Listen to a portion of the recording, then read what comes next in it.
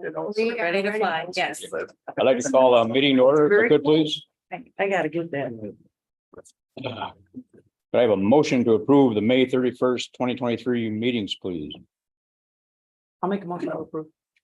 Second, Second. thank you. All in favor? And then a motion to approve the June 28th, 2023 meeting minutes, which really wasn't an official meeting, but Right, we did the best we could. I'll make a motion to approve. A second? A second. Okay, thank you. All in favor? Aye. Okay. Project authorization resolution for Grant Building LLC. We have Matt here. He is the attorney for filers and the Grant Building LLC. If you want to just make sure you sort of get into the frame, or you can sit right here next to Ken and Deb. Good morning. So he's just going to give us a little description about the project, and I'll explain about our public hearing we had last month. So my name is Matthew Perno. I'm general counsel to Grant Building LLC, who will be the purchaser of this property. The general gist will be to purchase the property and completely rehabilitate the property. Meaning new roof, new HVAC, new utilities, fencing, the parking lot and side yard. And the general purpose will be to convert the current distressed building into 35,000 square feet of warehouse to be used by Filers Power Sports, who is located adjacent or kind of kitty corner to the property. And in addition to that, approximately 5,000 square feet of self-storage. The self-storage portion will be put into place mainly because that area currently is considered office area and it's not usable for warehouse space.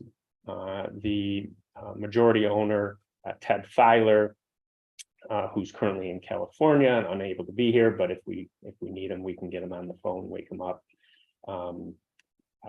He currently has a self-storage business that has 35 or approximately 30 self-storage facilities around the US. So it seemed like good use of an area that really couldn't be used for warehouse. So the plan is to convert it into a self-storage facility with about 40 to 50 self-storage units within that to be managed by Grant Building and Filers Power Sports also. And the general need for Filers Power Sports it is multi. Number one, they need additional warehousing for their product, for customers' storage of their watercraft ATVs when not in use. And probably the more important use is for safety. As folks may or may not be aware, Filers Power Sports has been broken into a number of times, 2-3 times over the last few years, causing them some issues. Drove into the building, actually into the building, and stole approximately, I think it was about $100,000 worth of product, causing insurance claims. And Filers is to the point where any additional insurance claims could make them uninsurable, which means that Filers would have to look to a different facility for running its business. Currently, I believe Filers pays about $1 million in sales tax to Wayne County or in Wayne County. And if they're not able to be insured, they'll be forced to move out of county into a new facility. And in addition, the warehouse will allow Filers to sell an increased amount of watercraft, which will increase their sales significantly, which obviously in turn will increase their sales tax within Wayne County. So Filers and obviously Grant Building, who Grant Building is owned by 2 of the owners of Filers Power Sports. Robin Cornell is going to be the other owner of in the Grant Building. They're excited for the new opportunity. It's needed.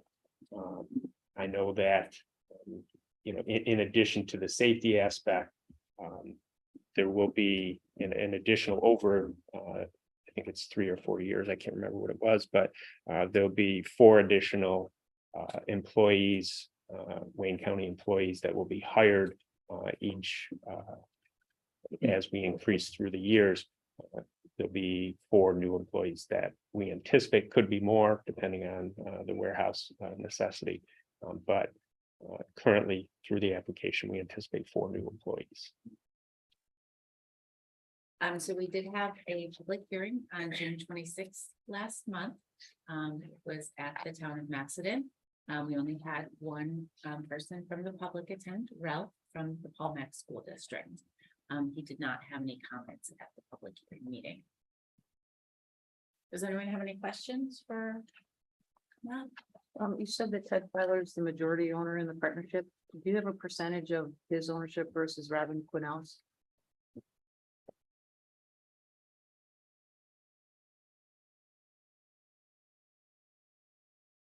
It is 66.67%, and then Robin is 33.33%. That's what was in the application. Yes, that's accurate. Is Robin a man or a woman? Man, And is it the same percentage of the ownership in the power sport business?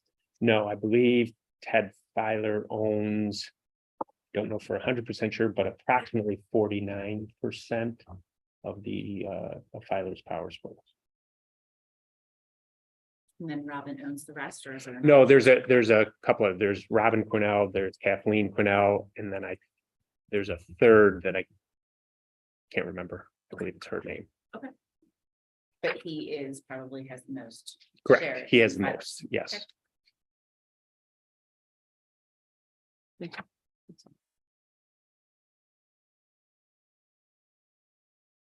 Does anyone else have any questions or comments? I'm gonna put the resolution to the floor Yeah, or make a motion. yeah, could I have a motion to authorize a resolution of grant building? I'll make a motion. Could I have a second, please?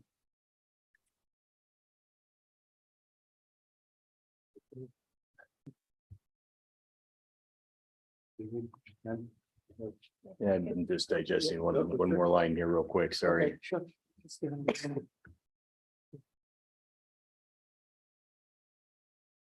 It's a full abatement on sales tax. You said they currently paid what, half a million, so it's a sales tax on the project, not on the sales of the product within. Yes, it would be an abatement on the sales tax on the item for the project, right, the project not itself. Filer's Power Sports. Got it. I just, Not sales, just the. right, yeah, I Yeah. just wanted, Yeah. sure there's clarity when I said sales tax or, yeah, I'll second. Could I have a motion? Is it- Got a motion and All- second, do you want, All in favor? Okay, roll call voter. it's up to you. Same we do. Are you guys? All in favor? Favor? Aye. Any opposed? Great. Wait until All set. we- Yes, we are all set. Okay. So what I'll do- I did leave out the land bank meeting on Thursday, but I'll come back on our attorneys to talk about the next steps, because I know you want to close as soon as possible, but we'll obviously have to wait. Land Right. bank. Sure. Okay. Okay, Great. Thank you. Thank so you. much. Thanks. Thank you. See you later. The initial project resolution for South Butler Solar Project. All right, so the South Butler Solar Project is in the town of Butler, and we just received this application. It's for a 4.8 megawatt solar project. And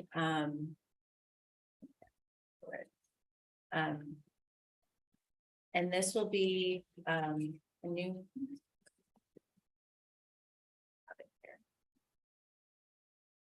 The summary sheet? Oh, yes, the summary sheet. It should be in your packet. Oh, here it is. Okay. It's a 4.8 megawatt solar project, and it's with Rec Solar Commercial Corp. Which ultimately is owned by Duke Energy Corporation. I did sort of show you the different ownership pieces because there's so many of them there. And it's a $12 million project. The project is off of New York Route 89. This project has actually been sort of developing with the town of Butler since about 2021. But they just received new ownership late last year. So Rec Solar Commercial Corp purchased it from another solar company. And they are going to be, they're asking for a pilot. It was actually requested by the town of Butler that this organization goes through a solar project. Now, I did provide you the summary sheet of this pilot project. I started working on the company's incentives, but just to let you know, we are working through our cost benefit analysis. As of May of this year, New York State has approved a new assessment tool for solar projects. So now moving forward, local assessors have to use this assessment tool in order to calculate what the taxes will be for solar projects. It was held up in court for about 1.5 years, but again, in May of this year, the state has approved that this is the new tool moving forward. That being said, we have to work through with the assessors and with our cost benefit analysis to really get the numbers right. And so we are working with that. We're talking with the town assessor about this project. And so we'll give you updated numbers once we have that information. But it is a little bit of an adjustment to what we have been doing in the past due to this new assessment tool. So, and we do have some questions about this new assessment tool because it still has the 2022 numbers, but we need at least 2023, if not 2024 numbers, because that's when the project will be active and engaged. But the assessment tool has not been updated in a while. So that is why we are still working on some of the cost benefit analysis and those company incentives that we usually list in the summary report. Does anyone have any questions about this application? Do these costs seem in line with, they seem a lot higher than what we're used to seeing on a 19-acre Yes, site? we have noticed that lately as well, that the cost for solar projects have increased.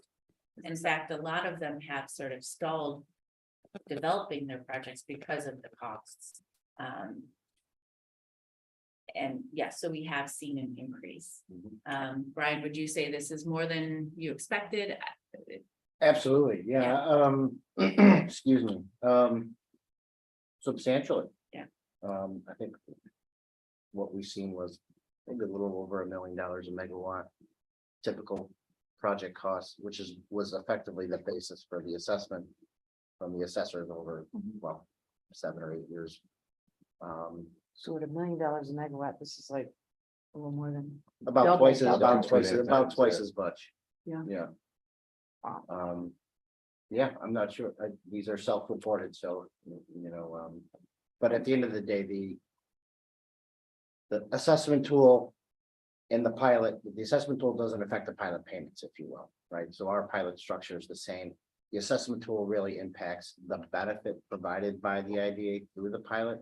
But this whole thing is backwards to begin with. The project's somewhat started at a starting point, will have been under real property tax law 487 as exempt, and then we've been applying a pilot for a payment in lieu of what I say payment in lieu of nothing, which is what the taxes would be if it was fully exempt, just kind of upside down from what we just did with filers there. Injecting this new assessment tool has made it more complicated, to say the least.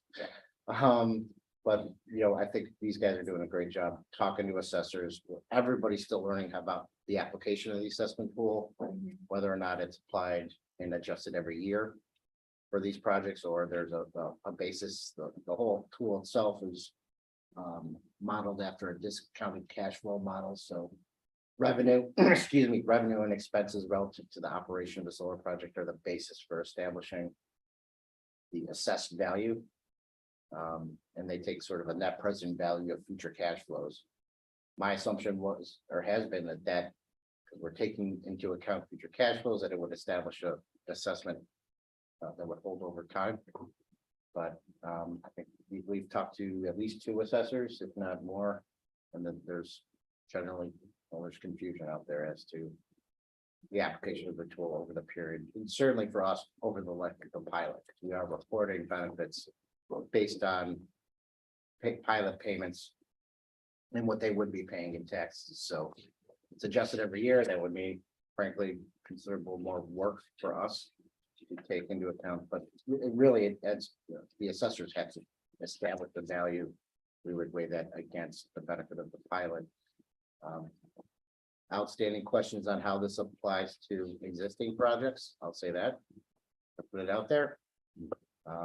But we've had not only conversations with this developer, but at least one other about whether or not they would even pursue a pilot, given that the assessment tool is a substantial reduction in what this sort of $1 million a megawatt, if you will, approach. This project, and I think well, I don't want to quote a number. Substantially, at least year one assessment would be substantially less than certainly their project cost, and definitely less than that $1 million a megawatt sort of basis where we were. So we're all catching up to new legislation, and I think you could infer that this is all relative to the state's interest in increasing solar development across the state. So we're mindful of that. The planning department as well. We're working through a farmland protection plan. We have talked about the basis for fees through the pilot for projects developed on, well, I'll say farmland, but in particular mineral soil groups 1 through 4. And then have to strike that balance. In any moment, we as the county adverse to solar development. It's just how much and where is really the balancing act that we're attempting to strike. So interesting to see these guys vetted our pilot against the application of the assessment tool. There's another caveat here. Opting out is an option under the 47. The county's opted out. So projects from the county's perspective as a taxing jurisdiction are fully taxable based on an assessment instead of exempt. So we're just kind of starting at that point, but it gets a little complicated, and we're working through it. But this is the initial project resolution in Kate's point, and we'll work through the numbers over the Yes. next month. Yep. Come back next month with CBO. So it's possible this company could say it's not worth doing a pilot. Well, I'm asking, so, and this is, Katie mentioned this at the beginning, so as a condition of granting a special permit in Butler, they are required to execute a pilot agreement. I would ask the legal question, whether or not that's legal from Butler's perspective or from the county or the IDA's perspective. An attorney for a solar developer has suggested that they can choose. If they chose the assessment model, well, TBD which one would provide more revenue to taxing jurisdictions. My guess is that they think the pilot is more beneficial. It could be for a number of different reasons. One, predictability. This tool is in flux. It's all new. To Katie's point, it hasn't been updated with 23 numbers. What that means year to year, if it changes every year, it could be very unpredictable as far as costs to developers. If I was a developer, I would prefer the model where it's very predictable because they're in power purchase agreements and everything is all kind of set at the beginning of the project. So they can understand their project expenses initially and over time, and they have a predictability relative to the cash flow of the project. And these are generally 30-year projects. Our pilot's 15. TBD what happens in year 16. But we'll see. New legislation could happen. The model could change tomorrow, year 3, year 5, year 12. But the IDA would be involved in that transaction for it's a 15-year pilot. Our structure is still holding true, 5,500 a megawatt, 2% escalator every 15 years, plus the host community benefit payment of 25,000. That's one time upfront to the municipality hosting the project. I have one question. If this is a lease, a straight lease agreement that says here, Why is there mortgage tax? You could get a lease on a mortgage on your leasehold interest. Oh, So are now, they doing that? Well, Must be. they guess are that's doing what it they're on this doing one. then. The mortgage taxes for the construction project, so it'll be, and they'll be, right? Isn't that- they borrowed to construct this project, which I assume that assumption is. Yes. Yeah. there's They, no they would mortgage file a tax. mortgage at the county. And we can exempt most of that mortgage requirement. It's $1.25 for every 1,000 borrowed. 25 cents goes to the RTS, and we are not allowed by law to exempt. That's for every project that the IDA is involved with, but the dollar. That's what the rate is in Wayne County, $1.25 per thousand.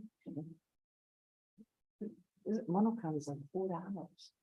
their No, they're mortgage not that requirement. Oh, They're not that high. I think they are. They're about the same. There's a bunch of pieces to it. Like I said, RTS, I think the county's 25 cents. It's pieced together. I don't know if you can recall it off the top of your I head. thought you only paid mortgage tax when you bought a piece of property and. You borrow, Transferred a deed. you borrow money in Wayne County. Commercial, residential, you can buy a house, buy a commercial building. You file a mortgage, Yeah. that's recorded at the county and there's a tax associated with it. Yeah, but there's no deed transfer here. Is there? They're gonna have a lease agreement, so they're gonna mortgage their leasehold interest on that Okay. property. And the leaseholder is Wayne County. No, No, the it's- property owner. You know, there's a property owner, farmer, whoever owns this piece of property. Oh, I got you. This company is gonna enter into a long-term lease agreement that has value. So that's the security for the leasehold mortgage. Presumably, it's a 30-year lease on the property, the same as the life of the project. So that power purchase agreement dictates, right, when they have an agreement with the utility that they will buy power from this project. Those are 30-year agreements. You know, that kind of sets the basis for. Now granted, they're so long because the panels are warranted for 30 years, or 25 or 30 years. But, it's somewhat predictable, at least for the most part. The generation of the project, the kilowatt hours generated by the project. And the revenue stream associated with the agreement between the utility, not to mention NYSERDA gets involved and they provide benefits over time now.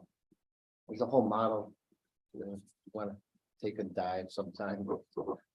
Value distributed energy recovery or something, leader they call it. That's the NYSERDA incentive. It's all part of the assessment model too. You gotta really take a deep dive. I think. And then there's other benefit credits associated with this that are also a little confusing. But the IDA's participation effectively is, again, I mean, providing revenue to taxing jurisdictions above nothing if they're starting at the basis of the 47 law. Is where we've been. Do we know what Butler knocked out? I couldn't don't believe say. they did. No. I don't know. There's a list on it's New York Department of Tax or NYSERDA or both of all the taxing jurisdictions that have opted out. It is I think everybody agrees that it's never up to date. So it's hard to check per se unless you reach out directly to the municipality. But we went through the process, the county opted out, let's say 6 months ago. Effectively to start from the base from the, if you're doing a project, we're trying to get out, frankly, this assessment one say. We're not starting at nothing.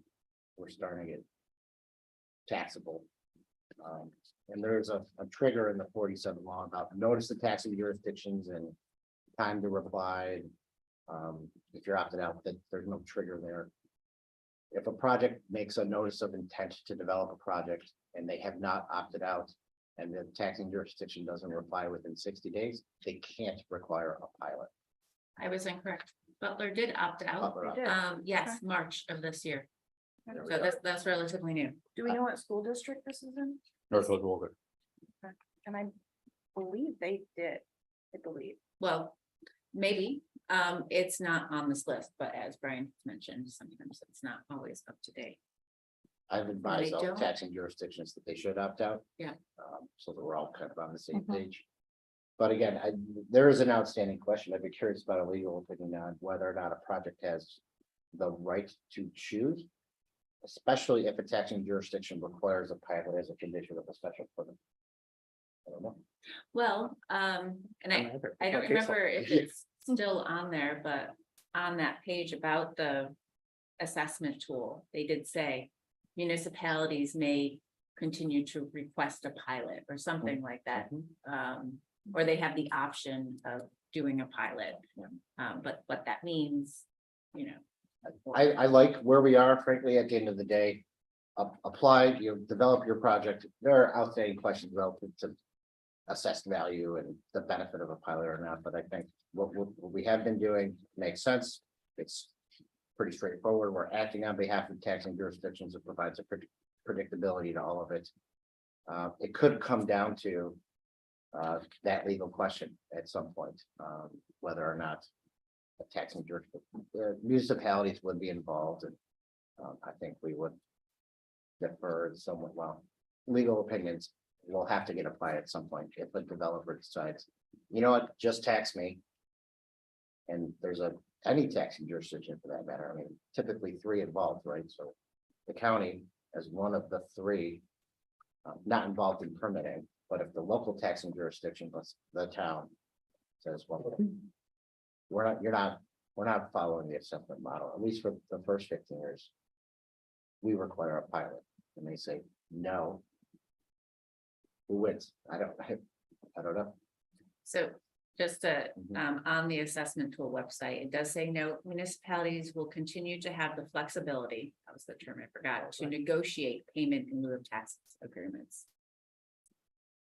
What that means, I mean, is, that's all it says. I'm sure at some point there'll be a case on that. I would expect it, then you take it to court. Yeah. Yeah, but let a judge decide. Screenshot this one, right? Yeah. Say that. You'll want that later. Well, I certainly, this farmland protection stuff, it's intentionally a substantial charge to a project developing on prime soil. That would skew the math, if you will. But only applicable through a pilot. Agreement. So if a project has an intent to develop a project on that farmland, they come to us and then we say, well, it's this, it would, I think we're at around 5,000 an acre plus, that's on top of everything else. And they do the math, and this is 30-ish acres, right? I think it would take. 40 or 40. Let's say 20% of it on, prime soils, or 25%, so that's 10 acres, now that's a substantial check. And they say, no, we're not doing a pilot. I think that's a condition under which we could have that conversation, because it does add additional costs to a project, but. So the entire parcel, so it's 19 out of the 41 acres is actually the solar development. And the whole development would, or the whole acreage, the whole 41 acres would get that larger No, assessment? No, Or the just 19? not just the 9, not the 19 either, just. So as a condition of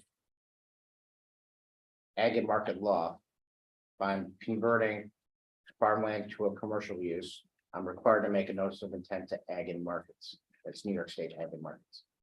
That notice of intent includes a determination of the acreage of that I'm using of mineral soil groups 1 through 4. So that notice of intent provides a breakdown of, so it's a 40-acre site, 41-acre site, 19 acres is the solar project, and 5 acres is mineral soil groups 1 and 4, and there's maps, and you got to do reporting, and it's vetted and reviewed by ag and markets, and they say, yep, okay, we see it. I don't know what the teeth are with ag and markets, so I don't, but I know that their job is to monitor and promote farming in New York. So New York State ag is their job. The local farmland protection board, or in Wayne County, we call it the Ag Development Board, but the same thing, is copied on that correspondence with Ag and Markets. It's that communication path that they go through, talk to Ag and Markets, make sure the Farmland Protection Board knows. We staff the county's Farmland Protection Board here through our ag development specialists, so we see through our planning department that information, so we have the basis for determining. For example, this project, let's say, 5 acres of the 19 or 20.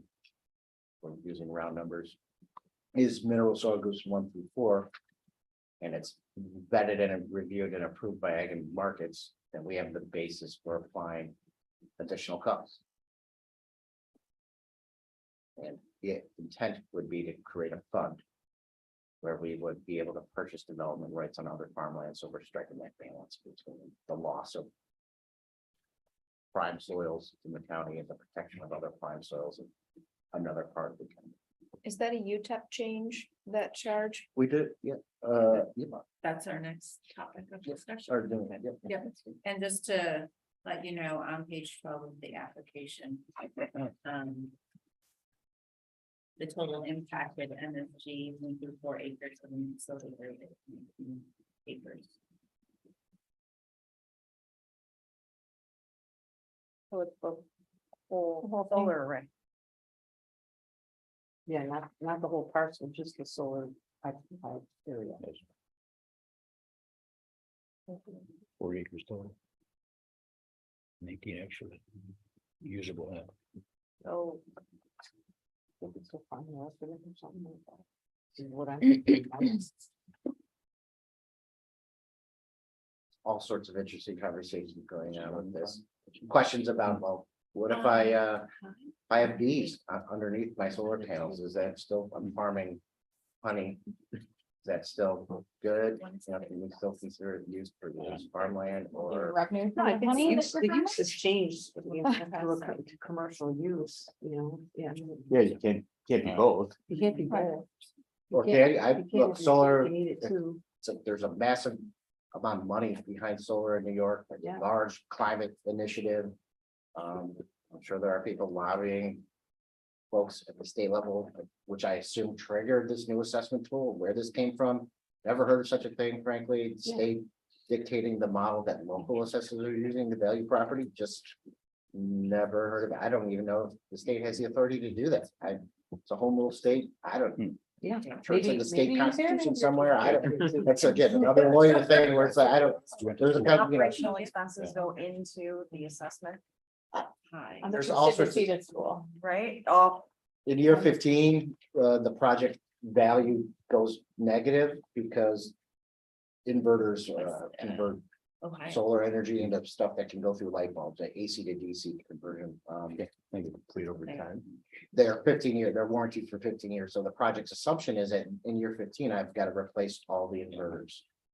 Which is a substantial expense, like it's in their business model, by the way, they mapped it all out and that's what they sell to investors. But the tool says because it's based on cash flow, well, that's a $250,000 investment. So in that year, the cash flow is negative. So there's a negative assessed value. It takes into account, the whole model takes into account all the future cash flows, applies a net present value to it. But what, I don't know, how can something have a negative assessed value or determined to have, we don't do that with commercial buildings, we don't do it with any other real estate improvement Needs to or work asset. Yeah, I don't know. The assessment we got from our one project we got in the town here already, the amount of money we got as revenue for taxes dropped dramatically.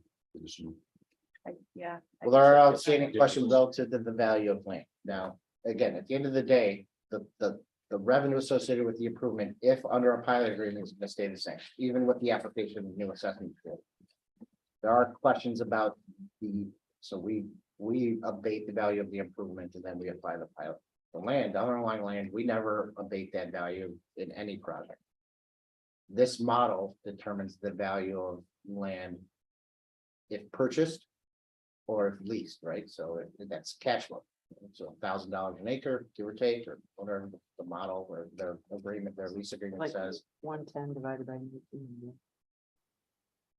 So, I mean, not to kind of belabor a Kind of an unusual point, but if a property has negative value, the property owner is other property within the same municipality can be an offset tax credit, so I that was they, wondering. like all of a sudden it's like, well, we're not paying taxes on this because we're negative over here. Yeah, I don't think you could do that. Probably has never come up. No, No, here this it is- comes. That's We're good. live.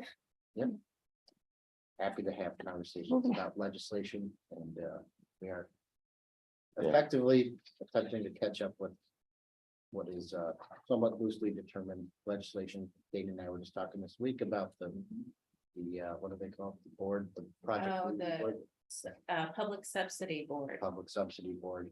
It's another part of what IDA business, but 2 or 3 years ago. Back in 2021, it was passed and it was supposed to be active in 2022, but the Public Subsidy Board wasn't established. This is the law that requires if a project is over $5 million and 30% of public subsidies, they have to do prevailing wage. And part of the law said that the Public Subsidy Board would be overseeing this process, as well as defining what construction costs mean. So they have just started meeting. They started in November of last year, and then they just had another meeting towards the end of June. So they're still sort of working out a lot of the procedures, details, even the terminal or definitions of some of the items that were listed in the law. So there, some information is getting available and it is publicly available, but they're still working on some of the nuances of how to proceed and define things. Legislation goes into effect, takes a couple of years, and then we are, the grunts are left with picking up the pieces and figuring out the details, so here we are. But We a are, solar project is exempt from prevailing wage, Yes. so we don't really look at the these are not like subject to. the grant building, it's under 5 million. So it would not be part of prevailing wage according to that law. These guys are doing a great job staying on top of everything too. Yeah, We I talk guess a so. lot I about mean, it. it's a full-time job, just following the ball. Yep, so we'll keep you updated on, the developments of this new assessment tool as well as our cost benefit analysis and update that project information form too. So the pilot said that's up for vote today. Yes, It's just This is- focused on getting us to that next step of right. Yes, review. yeah, so this is the initial resolution, which allows us to work on the cost benefit analysis and go to public hearing. So no other commitment. Correct, at this time. I'll make a motion to approve the resolution that's currently in front of us on the solar project. Second. All in favor? Aye. Moving right along, Ira, speed, I appreciate that extended explanation. yeah, really. Happy to do it. If I get long-winded or if it just comes out. Want to make sure you guys are informed as much as. Try to as care understand to as much be. as you can. Yeah, there's no other way to get educated, at least for me anyway, than to. Next thing is a resolution to approve updates to the uniform tax exemption policy and guidelines. This policy and guidelines is a policy we have for our pilot projects.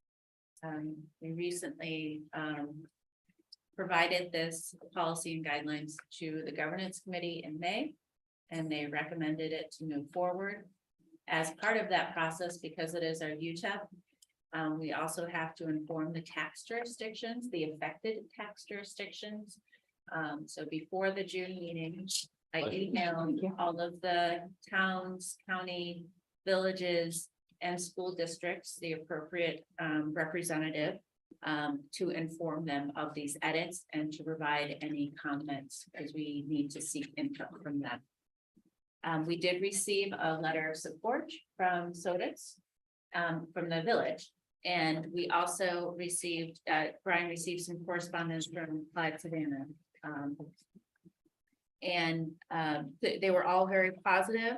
We also invited them to come to the June meeting. No one did show up to the June meeting, but we have attached the email correspondence and the letter of support to the meeting minutes for June. But again, we didn't have anyone from the affected tax jurisdictions provide comments at the June meeting. And so today we are presenting this to the board. If we take a look at the policy, all the edits are in red. And so it's basically, number 2, which talks about renewable energy projects. This is the portion that Brian was discussing in regards to the mineral and soil groups 1 through 4. And then on the following page, number 3, we talk about the adaptive reuse projects. Those would be the 2 main areas for changes other than the date on the second to last page. I'll make a motion to approve the resolution, approve updates to the uniform tax exempt. There's one question before we go forward. Was there talking? I just had Any one questions? question. Okay, sorry. If we vote on this, it becomes effective today. Does it negatively affect anybody that's had work with us before? I mean, and you don't think it's, No, it doesn't affect any existing agreements, it just moving forward.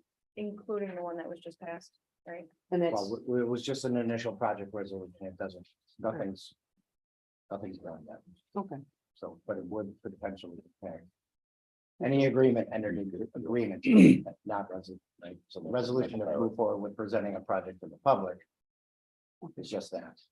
There are moving parts here relative to what is finally approved, including comments from the board, so there's So if this is passed, this will be considered in the other, applied to be applied to any Right. potential future project. that review. Excuse me. I'll make a motion on second. Julie second. All in favor? Aye. Aye. He did a great job on that. Did very well with it. All right. And then Next. Resolution to adopt an adaptive reuse policy. this adaptive reuse policy provides the sort of helpful guidelines and procedures on how to address the UTEP updates that we just approved. This sort of gives a framework of how to look at adaptive reuse when it comes to buildings that might be considered not a typical pilot project. So, we look at how long it's been vacant, if more than 50% has been vacant, if they have substantial costs. Sometimes an example might be brownfields, or the fact that it's been partially collapsed or something like that to provide a substantial financial challenge. And so this allows us to have a procedure and guidelines to address adaptive reuse projects through a pilot. One of the things that now it's passed, we would create an additional page to the pilot application to ask, if you are an adaptive reuse project, please provide us with this information. How long has the building been vacant? Or if you do have some rental opportunities, what is the percentage of rental for the past 2 years to showcase that less than 50 or more than 50% has not been able to be or rented out due to the condition of the property. So we'll ask several of those questions. If it's not an adaptive reuse project, they do not have to answer that page. And, we do the same with the solar project because of this new assessment tool. We have an additional page that asks questions that help us complete that tool from New York State. So we'll have a similar framework for adaptive reuse with our pilot application. Right. Mhm. Would this be something that I should abstain from because of the business that I'm in? I mean, this is all my wheelhouse. No, Sure. It has almost prove a direct benefit if I'm. Right. Direct benefit. Okay, the policy. How do I say this? no, just say that, This is Don't worry making about it very clear about the process and the intent of the IDA support of adaptive reuse, right? Okay, you want to elaborate a little on adaptive reuse and what we're talking about? Infill. Right. Yeah, typically, when you look at adaptive reuse, it's existing building infrastructure. Maybe it's in a village or a school that has been vacant for several years and has not been able to get back into active and reuse. And there's substantial financial conditions or in order to get to it. I think Ames Plaza is actually a really good example. Mhm. Although, that the use that was going into the Ames Plaza was an acceptable pilot application. The adaptive reuse allows for other uses as well. Housing, commercial. As we know, Ames Plaza has been vacant for 20 years. And the owner had a hard time finding and funding to, have something go back into that main portion of it. And that would be an example of adaptive reuse.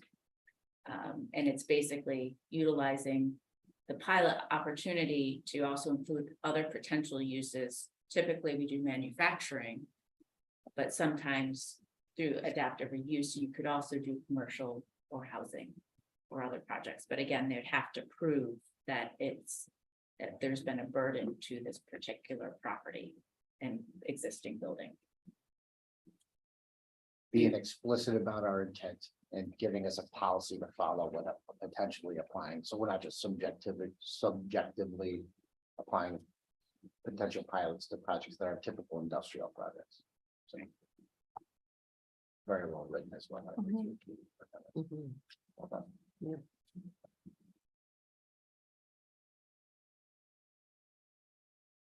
Entertain a motion. I'll make the motion. I'll second. All in favor? Aye.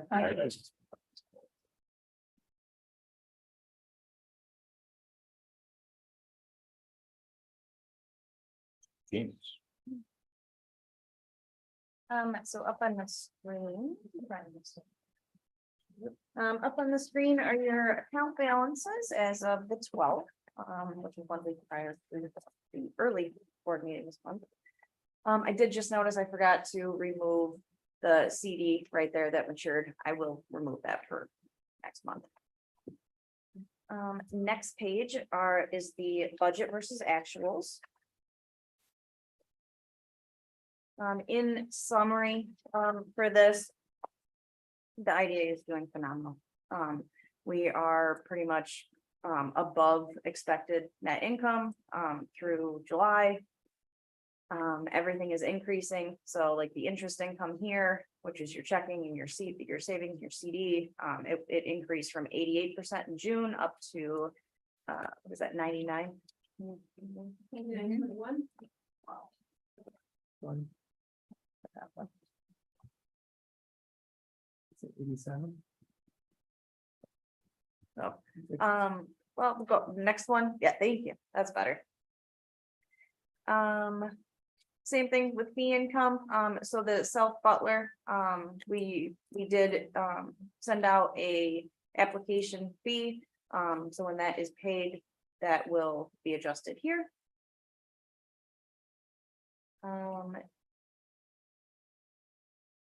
And to overall income here did increase from 51 up to 54. So overall at the bottom is your net income, all the way at the bottom. Yep. All the way at the bottom. Thank you. Yeah, net income here. So for the entire year, we expect the 176. We are at 176. So you're at 100% of your expected net income in July. In the summary. Nice.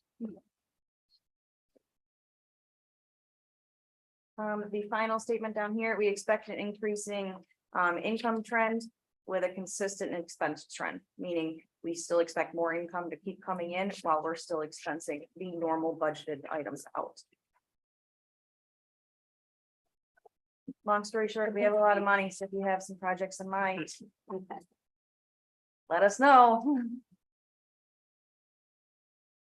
Thank you.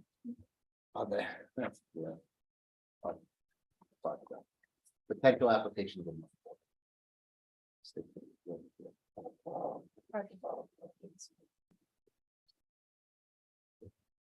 anything from your guys on project updates, IDA specific?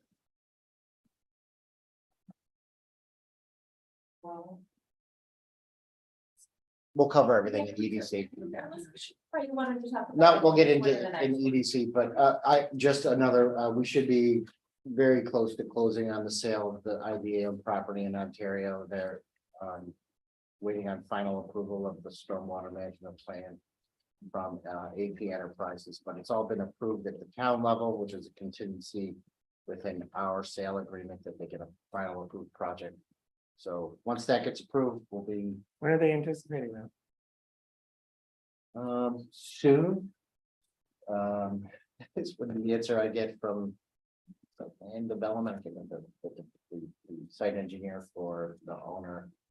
I'm checking about once a week, but any day now, I expect to hear from them that it's time to sign off on that plan. And Yeah, because they're probably gonna get title documents all updated. Yeah. We thought this was like a year and a half. They're within their contract period where they had not an option to extend it. It was an initial year, an option to extend 6 months, which we triggered. So they're still within that initial 6-month extension. They could ask for another 6-month extension as part of our land development agreement. I don't expect that to happen. I expect to close within this 6-month period. We're about, last I checked, I think it was about, we still had about a month and a half to 2 months. But yes, we will, and maybe we could start getting things in order. I don't anticipate any plans. It's really a detail that just needs to be either approved or amended and approved, and it will at some point. Which would mean the IDA is out of the property ownership business. But we have kept business attraction, site development, all food for thought. That Micron deal in central New York, Onondaga County was facilitated through a 20-year process of their IDA acquiring property and putting together what we are all calling mega sites, 1,000+ acre development sites. Not sure if I'm into that philosophy or not, but one of the potential applications of IDA funds is site acquisition or acquiring property to facilitate attraction projects. That's my executive director or something as well. Unless there's anything else from you guys on projects or, Most of it will be. yeah, we're going to EDC. DDC. Thank you. Next meeting, a WCIDA meeting, for will be on August 23rd, 2023. And at this point in time, I would entertain a motion to adjourn. I'll make a motion to adjourn. Second. All in favor? Aye. Moving right along. We could- Approved.